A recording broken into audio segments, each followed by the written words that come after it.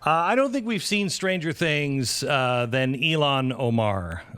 We have David Steinberg on the phone. He's the investigative reporter that has been really buttoning up all of the research, all of the facts on Ilhan Omar.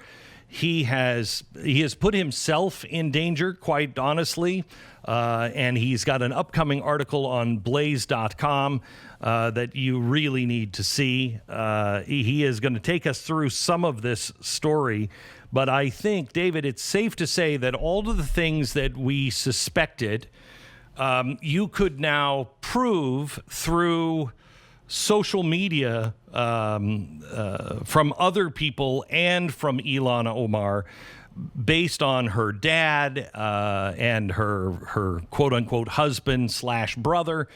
You now have a case that could be presented and say, you don't have to look very much further. These are the facts, right? Thanks, Glenn. Yeah, in short, I would say with the article you're going to post today that it's over from our end. There's really nothing left in that's publicly available documentation that anyone would need to have to be convinced that for 8 years she had married her brother to commit immigration fraud.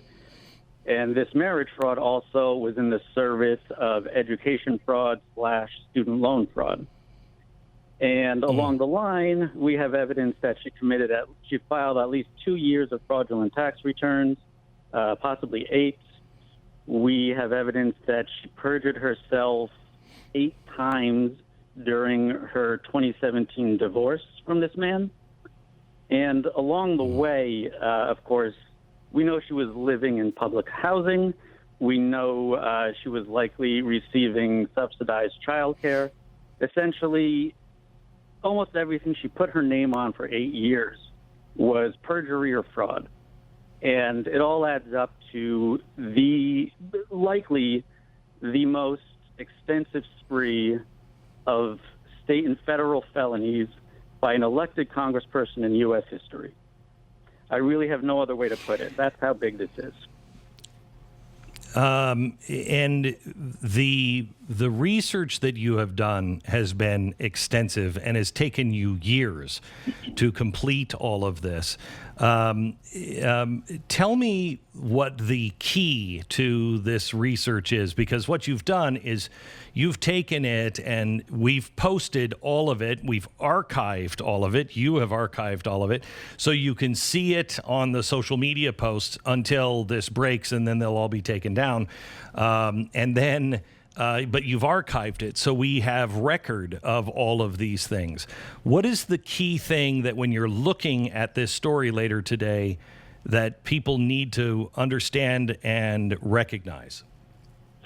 Well, what you see today basically simplifies all of it. This has been a confusing, bizarre case with the several marriages and divorces and changing names and birth certificates. However, all you need to know right now is her father, we've proven along the way that he was known as Nur Saeed. The last thing remaining was an actual verified example from a friend, someone who could be proven to be a friend or family or contacts or friends of the campaign, calling her father Nur Saeed Elmi. That was essentially the last hurdle. Because, of course, the man she married was Ahmed Nur Saeed Elmi, and there is nobody else with that string of names who could have been his father.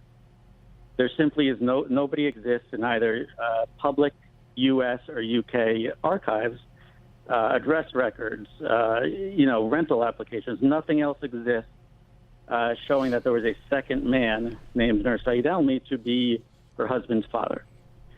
So we had and her father. Yeah, right. Correct. To show that it was the same man. So we needed a final example showing that her father was known as Nur Saeed Elmi. This was actually the easiest research I've done on this in 3 years. It involves typing Nur Saeed Elmi into the Facebook search bar. Again, that is.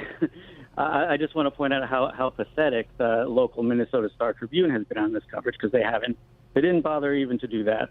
But on this last one here, not only did we find one example, we found 36 examples of friends and family of Ilhan Omar or her relatives or her campaign workers calling him, and most of them are written in Somali. These were not people trying to sandbag him, trying to post false information. These were friends sending condolences. Again, I'm sorry, I didn't mention earlier that he did tragically pass away. Yes, he passed away in June from COVID-19. And by all accounts, this is limited to Ilhan Omar's criminal behavior. By all accounts, since he arrived in America, he was a wonderful man. Everyone had wonderful things to say about him. He was a kind, funny guy. That's what I've heard from everybody. He earned that reputation. This is all about proving what Ilhan Omar did from 2009 to 2017. So, again, he passed away, and there was just this outpouring of grief and condolences from around the world. And many of these people, who we can confirm are very close to the family, said condolences on the death of Nur Saeed Elmi.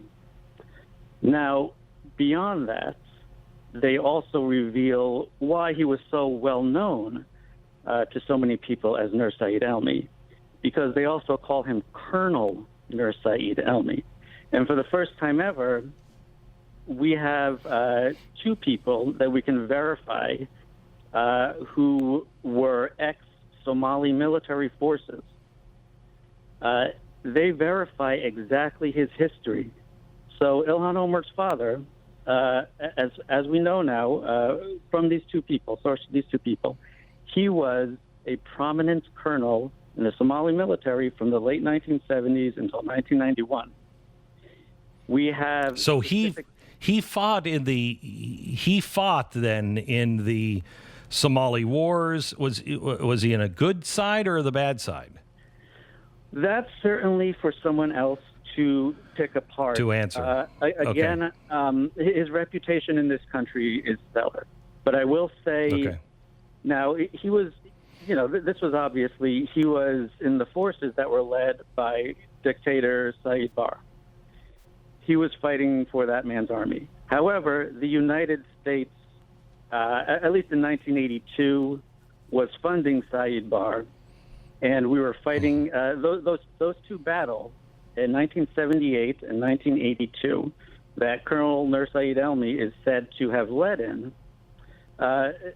Those two battles, I believe the U.S. was providing arms in both cases, and the enemy, which was Ethiopia, was funded by the USSR at the time. It gets very complicated. Now, again, it gets extremely complicated because early 70s, he was actually trained. He went to the Soviet Union and got his education in a Soviet military school. Then he returns to Somalia, joins the army, and Somalia actually switched sides at that point, and the Soviet Union backed Ethiopia, the U.S. backed Somalia. So again, I don't want to get into... But it may, however, may not, but it may, however, shed some light on her Marxist ideas, et cetera, But again, it may not. You're not alleging any of that. The reason why this is important, the history of her father, is because of the marriage that she went through. And this isn't something she went through to get to this country. She came to this country and then used and abused and broke the laws over and over and over again.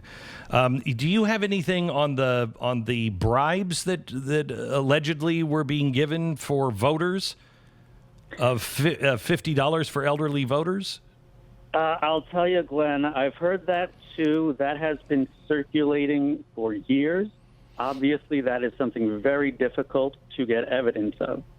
But yes, we were talking about a string of felonies Ilhan committed from 2009 to 2017 in her private life. Since being elected or since running for office in 2016 until now, yes, I can confirm I have heard several stories of vote buying, where money. But you don't have any, right? But Yeah, no well, hard I have evidence of that. But I have very specific stories of exactly how it was carried out. So Okay. yes, that information has been given to the FBI, and not just by me. All right. I'll add that. So tomorrow is the primary in Minneapolis, and she's been challenged for her seat. What are the odds that the people throw her out before anyone in the government does? It is incredibly difficult to say what's going on in that district. First of all, polling in that district is not terribly easy because it is heavily not English speaking. Much of the older generation of Somali immigrants, they were coming from a country where there was high illiteracy rate in Somali, and they simply don't speak a lot of English. Figuring out whether or not the community has entirely turned on her is that's difficult to include at this point. However, she does have an incredibly well-funded challenger. Now, he's a progressive himself. Whether or not he will pull this off tomorrow, who knows? There is, however, a very strong Republican challenger, and he has received endorsements from Trump. He's got quite a bit of attention for somebody who's running in what is otherwise a safe Democratic seat. Now, hopefully with what we're presenting today, the case is essentially over from our side. There's nothing else to show. We have dozens of people saying her father is Nur Saeed Elmi, that she married Ahmed Nur Saeed Elmi. We even have somebody who says condolences to Colonel Nur Saeed Elmi and his 5 children, and he names Ahmed. A lot of people just were not aware. These are people who were friends and knew Colonel Nur Saeed Elmi very well. He was a prominent man, and just were not aware of all of this for one reason or another. But yeah, I also have several people saying condolences to his daughter Layla. Layla is a woman named Layla Nur Saeed Elmi, who lives in the UK. She is the oldest of the 5 siblings, and she is said to be the person who raised Ahmed. Essentially, she was an older sibling. She's about 11 years older than him. She raised him in the UK. And on her marriage certificate, which I published over a year ago, she wrote down her father's name is Nur Saeed Elmi, military officer. There is nobody else on the planet with this description. It's over, Glenn. You have done incredible work. Now let's see if anybody in justice even cares about it. I know they don't in Minnesota because the whole state has gone corrupt, it seems. But hopefully they will in Washington, and tomorrow they may care as they line up to go to the voting booth, but we'll see. This story will be published on theblaze.com, theblaze.com. Get all your news there and see this story. It will be published later on this afternoon. David, thank you so much. I appreciate it. David Steinberg, investigative reporter. Thanks for sharing this. You bet.